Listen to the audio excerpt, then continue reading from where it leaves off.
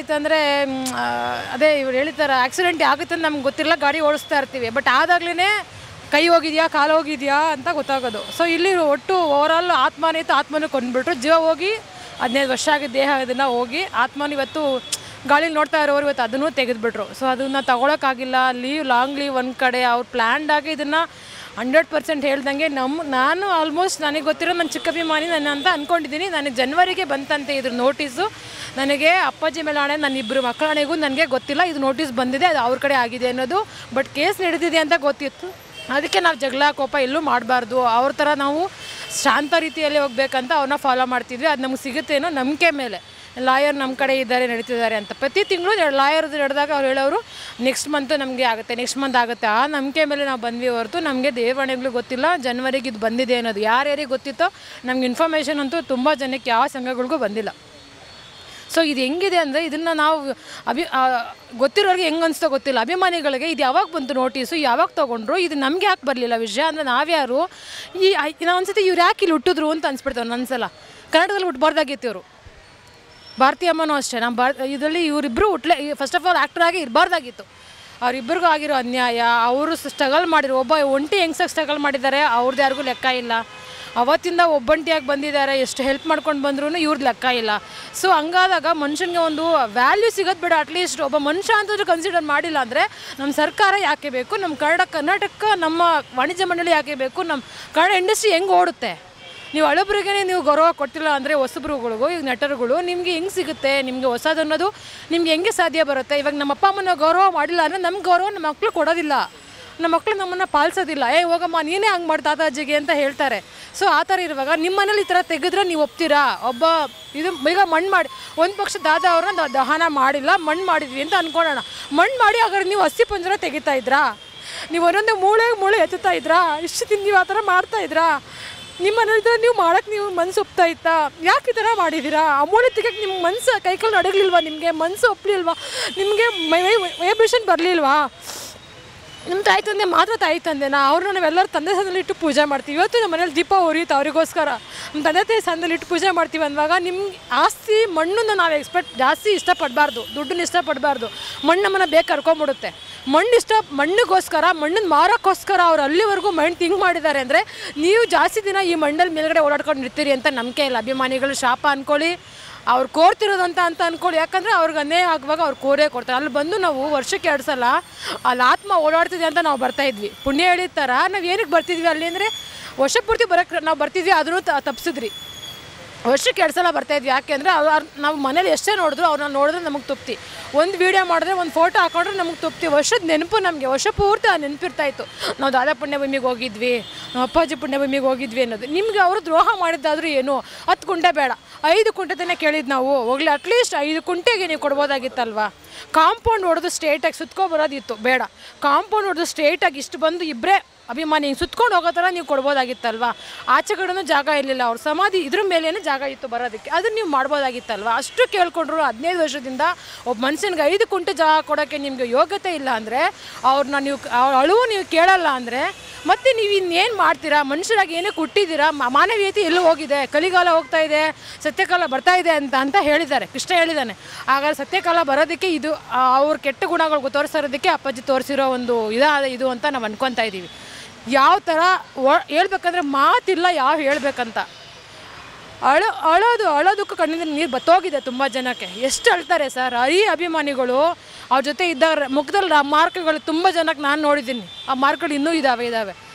ಇವರೆಲ್ಲ ಅವ್ರ ಮನೆಯಲ್ಲೇ ಇದ್ದವರು ಮನಸ್ಸರಲ್ಲ. ಸೊ ಹಂಗಂದ್ರೆ ಅವ್ರಿಗೆ ಗೊತ್ತಿಲ್ಲದೆ ಇರೋದು, ಅವ್ರಿಗಿಲ್ದಿರೋ ಅಭಿಮಾನಗಳು ಅವ್ರಿಗೆ ಗೊತ್ತಿಲ್ಲದೆ ಇರೋದು ಇರುತ್ತಾ? ಅವ್ರು ಹೇಳ್ತಿರುವಾಗ ನನಗೇನೋ ಅರ್ಥ ಇರುತ್ತೆ. ನಾವು ದಾದ ನೋಡಿದ್ದೀವಿ, ನಾನು ನೋಡಿಲ್ಲ. ನೋಡ್ಬೇಕಾದಷ್ಟಕ್ಕೆ ನನ್ನ ಮಗಳು, ನಾನು 9 ತಿಂಗಳು ಪ್ರೆಗ್ನೆಂಟ್ ಇದ್ದೆ, 15 ದಿವಸ ನಂಗೆ ಡೆಲಿವರಿ ಡೇಟ್ ಇತ್ತು, ನಾನು ನೋಡಿಲ್ಲ ಅವ್ರನ್ನ. ನೋಡಿದೆ ನಮ್ಮ ಮನೆ ಸುತ್ತ ಅವರಿದ್ದಾರೆ. ಬಟ್ ಹಂಗಾರೆ ನೋಡಿರೋರು ಎಷ್ಟು ಅವ್ರಿಗೆ ಅಭಿಮಾನ ನೋವು ಇರುತ್ತೆ, ಅವ್ರ ಮನೆಯವ್ರಿಗೆ ಎಷ್ಟು ನೋವಾಗಿರುತ್ತೆ. ಯಾವ ಒಬ್ಬ ಗಂಡ ತೀರೋದ್ರೆ, ಯಾವ ಒಬ್ಬ ಮಾವ ತೀರೋದ್ರೆ, ಒಬ್ಬ ತಂದೆ ತೀರೋದ್ರೆ ಮಕ್ಕಳು ಯಾರು ಖುಷಿ ಪಡ್ತಾರೆ? ಯಾರೂ ಖುಷಿಯಾಗಿರಲ್ಲ. ಪುಣ್ಯಭೂಮಿ ತೆಗಿದ ತಕ್ಷಣ ನಿಮಗೆ ಖುಷಿ ಆಗೋಯ್ತಾ ಅಂತ ಕೇಳಿದ್ರೆ ಯಾರು ಖುಷಿ ಯಾಕೆ ಪಡ್ತಾರೆ? ಹೆಂಗೆ ಖುಷಿ ಪಡ್ತಾರೆ? ಮತ್ತು ಖುಷಿ ಪಡೋಂಗಿರೋ 15 ವರ್ಷ ಅಮ್ಮ ಓಡಾಡಿ 7 ವರ್ಷ ಓಡಾಡಿ ಅಲ್ಲಿ ಮಾಡೋ ಅವಶ್ಯಕತೆ ಏನಿತ್ತು? ಪುಣ್ಯಭೂಮಿ ಮೈಸೂರು ಮಾಡೋ ಅವಶ್ಯಕತೆ ಏನಿತ್ತು? ಬೇಡ ಅಂತ ಬಿಟ್ಬಿಡ್ಬೋದಾಗಿತ್ತು. ಅವ್ರು ಅಲ್ಲಿಗೂ ತೊಗೊಂಡೋಗೋ ಅವಶ್ಯಕತೆ ಇರಲಿಲ್ಲ. ಓಡಾಡಿದ್ದಾರೆ ಅಂದರೆ ಅವ್ರಿಗೂ ಆಸೆ ಇದೆ, ಎಫೆಕ್ಟ್ ಇದೆ ಅಂತ ತಾನೇ. ಫ್ಯಾಮಿಲಿ ಬಿಟ್ಟು ಅಪ್ಪಾಜಿ ಆದರೆ ಹೆಂಗಿರ್ತಾರೆ?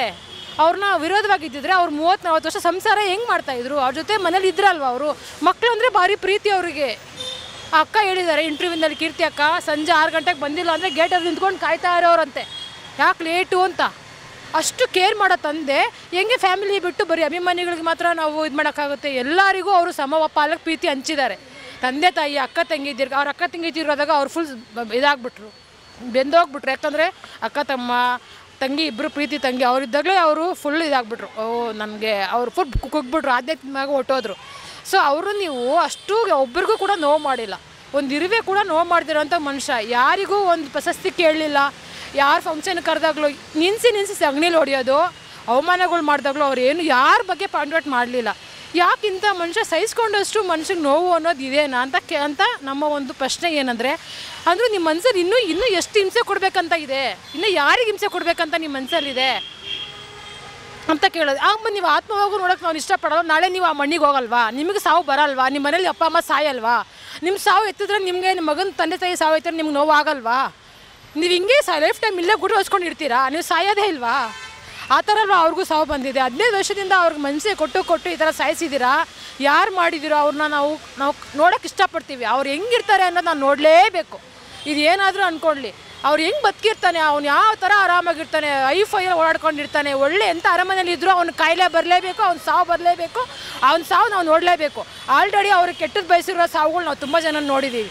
ಅವ್ರು ನೋವು ಪಟ್ಟಿರೋದು ನಾವು ನೋಡಿದ್ದೀವಿ. ಆ ಥರ ನಾವು ಹೇಳ್ಬಾರ್ದು ಈ ಟೈಮಲ್ಲಿ. ಯಾಕಂದರೆ ನಮಗಷ್ಟು ನೋವಾಗ್ತಿದೆ.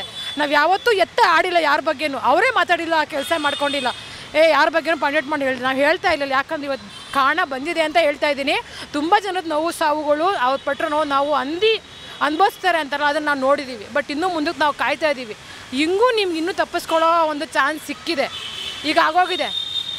ಅದು ನೀವು ಮತ್ತೆ ಅದನ್ನು ಅಲ್ಲೇ ನೀವು ಎಲ್ಲ ಸೇರಿ ಎಲ್ಲರೂ ಒಕ್ಕೂಡಿ ಅಭಿಮಾನಿಗಳು ಸೇರಿ, ಸಂಘದಿಂದ ಸೇರಿ, ಕರ್ನಾಟಕ ಸರ್ಕಾರ ಸೇರಿ, ಅವ್ರ ಜಾಗ ಸೇರಿ ಮಾಡಿಕೊಟ್ರೆ ಅಟ್ಲೀಸ್ಟ್ ನಮ್ಗೆ ಜಾಸ್ತಿ ಬೇಡ, 3 ಕುಂಟೆ ಇಲ್ಲ 4 ಕುಂಟೆ, ಒಳಗಡೆ 5 ಕುಂಟೆನೂ ಬೇಡ, 4 ಕುಂಟೆ ಕೊಡಲಿ, ಒಂದೇ ಒಬ್ಬ ಮನುಷ್ಯ ಸಾಕೊಂಬರೋಷ್ಟು ಕೊಡಲಿ, ಅಷ್ಟೇ ಸಾಕು ನಮಗೆ.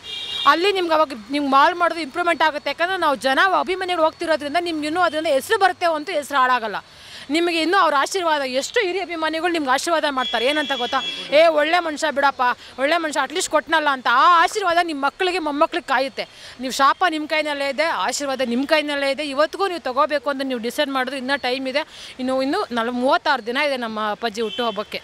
ಸೊ ಅದಕ್ಕೆ ನೀವು ತಯಾರಿಗಳು ನೀವು ಯೋಚನೆ ಮಾಡಿ. ಪಾಪ ಕರ್ಮ ತುಂಬ ಎಳೆಯುತ್ತೆ, ತುಂಬ ಮುಂದೆ ಹೋಗುತ್ತೆ. ಅದಕ್ಕೆ ತುಂಬ ಬೆಲೆ ಇದೆ. ಬರೀ ಪುಣ್ಯಕ್ಕೆ ಮಾತ್ರ, ಪಾಪಕ್ಕೆ ಬೇಗನೆ ಎಫೆಕ್ಟ್ ಆಗುತ್ತೆ. ಅದು ನಮ್ಗೆ ಗೊತ್ತಾಗದೇ ಇರ್ಬೋದು, ಬಟ್ ಅದು ಆಗುತ್ತೆ. ಸೊ ಅದಕ್ಕೆ ಹೇಳೋದು ಏನಂದರೆ, ಒಂದು ಮನವಿ ಹೇಳ್ತಾ ಇದ್ದೀನಿ ಎಲ್ಲರ ಹತ್ರನೂ. ಅವಾಗಿಂದನೂ ಅವ್ರನ್ನ ಇದು ಮಾಡಿದ್ದೀರಾ, ಇಗ್ನೋರ್ ಮಾಡಿದ್ದೀರಾ. ದಯವಿಟ್ಟು ಇನ್ನೂ ಮುಂದೆ ಆದ್ರೂ ಕರ್ನಾಟಕ ರತ್ನ ಕೊಡಿ ಅವರಿಗೆ. ಅನಿರುದ್ಧ್ ಸರು ನಮಗೆ ನಾಚಿಕೆ ಆಗುತ್ತೆ ಹೇಳ್ಕೊಳಕ್ಕೆ. ಅನಿರುದ್ಧ್ ಸರ್ ಹೋಗಿ ಅಲ್ಲಿ ಕೇಳಬೇಕಂದ್ರೆ ಅದು ನಮಗೆ ಹೀನಾಯ ಪರಿಸ್ಥಿತಿ ಬಂದಿದೆ. ಯಾರನ್ನ ಹೋಗಿ ಭಿಕ್ಷೆ ಬೇಡಬಾರ್ದು ಅಂಥ ನಟ ಅವರಲ್ಲ. 100 ಪಿಕ್ಚರ್ ಮಾಡಿಲ್ಲ, 50 ಪಿಕ್ಚರ್ ಮಾಡಿಲ್ಲ, ಅವರು 220 ಪಿಕ್ಚರ್ ಮಾಡಿದ್ದಾರೆ. ಹಿಂದಿಯಿಂದ ತಮಿಳಿಂದ ಬಂದಿದ್ದಾರೆ. ತಮಿಳಿಯನ್ಸ್ ಇವ್ರನ್ನ ಗೌರವಿಸ್ತಾರೆ, ಯಾಕೆ ಗೊತ್ತಾ, ಅಲ್ಲಿ ಮನೆ ಕಟ್ಕೊಟ್ಟಿದ್ದಾರೆ ಅಂತ. ಬಟ್ ನಮ್ಮ ಕರ್ನಾಟಕದಲ್ಲೇ ಹುಟ್ಟಿ ಇವರಿಷ್ಟು ತಪ್ಪು ಮಾಡಿಬಿಟ್ರ, ಇವರಿಷ್ಟು ಕೆಟ್ಟ ಹೆಸರು ಬರೋಕ್ಕೆ ಇವ್ರು ಯಾಕಪ್ಪ ಇವ್ರು ಹುಟ್ಟಿದ್ರು, ಕಾಮಾಕ್ಷಮ್ಮಗೆ ಯಾಕಾದರೂ ಮಗನಾಗಿ ಹುಟ್ಟಿದ್ರು, ಆ್ಯಕ್ಟ್ರಾಗಿ ಯಾಕಾದರೂ ಬಂದರು ಅಂತ ಅನ್ನೋಷ್ಟು ಮಟ್ಟಿಗೆ ಬೇಜಾರಾಗ್ಬಿಟ್ಟಿದೆ ನಮಗೆ. ಅಟ್ಲೀಸ್ಟ್ ನಾವು ಹಂಗೆ ಆದರೂ ಬೇರೆ ಯಾರು ಹೋದ್ರು ನಾವು ಫ್ಯಾನ್ ಆಗಿಲ್ಲ ಅಂದರೆ ಪರವಾಗಿಲ್ಲ, ಇವ್ರು ಹುಟ್ಟಬಾರ್ದಾಗಿತ್ತು ಅನಿಸ್ತಾ ಇದೆ. ಇವಾಗ ಇಷ್ಟು ದಿನ ಹುಟ್ಟಬೇಕಾಗಿತ್ತು ಅನಿಸ್ತಿದೆ, ಈ ನೆಕ್ಸ್ಟ್ ಹುಟ್ಟಬೇಕಿತ್ತು ಅಂತ. ಅವ್ರು ಮೋಸದಲ್ಲಿ ಅಷ್ಟು ನಮ್ಮನ್ನು ಹೊಡೆದಿದ್ದಾರಲ್ಲ. ಅವರು ಕಾಮಾಕ್ಷಮ್ಮ ಎತ್ತಿದ ಸಿಂಹನೇ, ಅದಕ್ಕೆ ಅವ್ರ ಸಿಂಹನ ಕಾಮಾಕ್ಷಮ್ಮನ ಅವರು ಮಗನನ್ನು ಅವರು ಮುಟ್ಟಕ್ಕಾಗಲ್ಲ ಅಂತಲೇ ರಾತ್ರಿ ಹೊತ್ತು ಮುಟ್ಟಿರೋದು. ಆರ್ಡ್ರ್ ಇತ್ತು ತಾನೇ, ಬೆಳಿಗ್ಗೆ ಹೊತ್ತು ಮುಟ್ತಾಯಿದ್ರು. ಇಲ್ಲ ಅಟ್ಲೀಸ್ಟ್ ಲಾಸ್ಟ್ ಜರ್ನಿ ಒಂದ್ಸಲ ನೋಡ್ಕೊಂಡು ಬಿಡಿ ಅಂತಂತ ಜೀವಾವಧಿ ಶಿಕ್ಷೆಗೆ ಲಾಸ್ಟ್ ಆಸೆ ಕೇಳ್ತಾರಲ್ವಾ.